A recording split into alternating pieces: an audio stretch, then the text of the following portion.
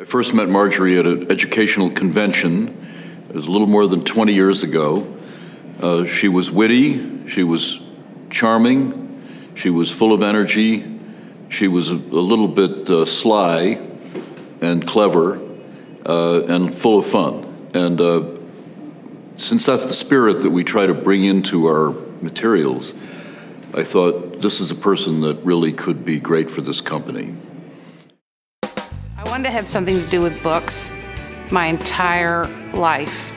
I'm one of those kids who remembers the day I learned to read. My childhood was a little bit like Scouts and To Kill a Mockingbird. Her family looked at the world a little bit differently than all the families around her. And she was allowed to really explore her environment on her own. I like school because it was a chance to show that you were pretty smart, but I was always in trouble. When I was in high school, I ran the underground newspaper. I wore pants to high school when you weren't supposed to.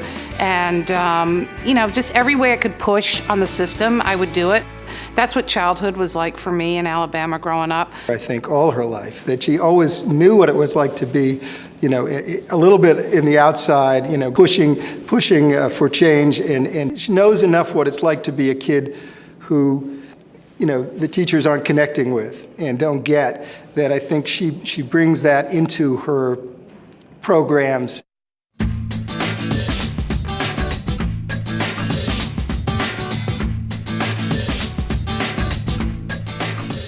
You're not going to change the life of the child by handing them the same old stuff that hasn't worked. So you have to be a risk taker and a gambler to some extent. Figure out, okay, where are we trying to get to? How are we going to get there? So, if we're going to have school be interesting for kids, we can't play it safe. We have to be willing to involve kids in subjects that are intriguing, involving, that get them talking, thinking, reading, curious. And those aren't necessarily the things that are traditional schoolwork. So one of the things I love about Scholastic is the culture of courage. We're willing to really think about what kids are going to be interested in and take risks.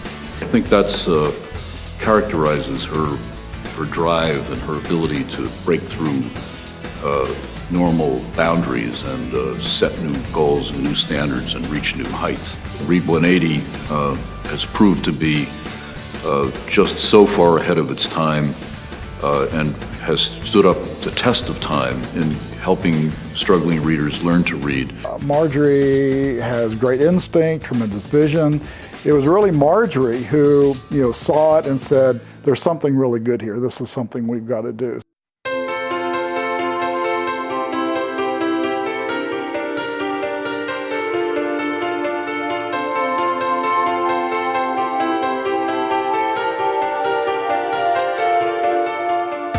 You can't keep her down. When she is focused on something and she wants something to happen, she will make it happen, and she inspires all of us to do that. She inspires everybody around her because of her sense of fun and her sense of, we've got to do something different here. We've got to have a good time. This is all going to be an adventure everybody's going to want to be part of.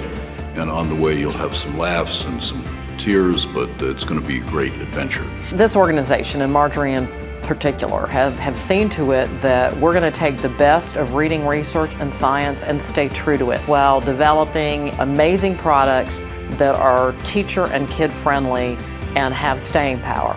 It's mattered, and it's netted in a lot more proficient readers in our country.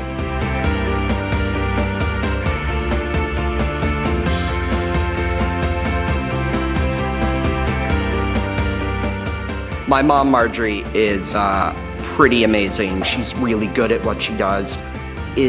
She really knows that what she's doing is a good thing, that it's a valuable thing to help to teach kids how to read. If there was one thing I could say to Margery, I would really just want to. There's no way to thank her. I can't say the words that I'm going to say to her is enough. Because she created a program that not only changed my life, but the students that were also in the class. I love my job. I have the best job in the United States.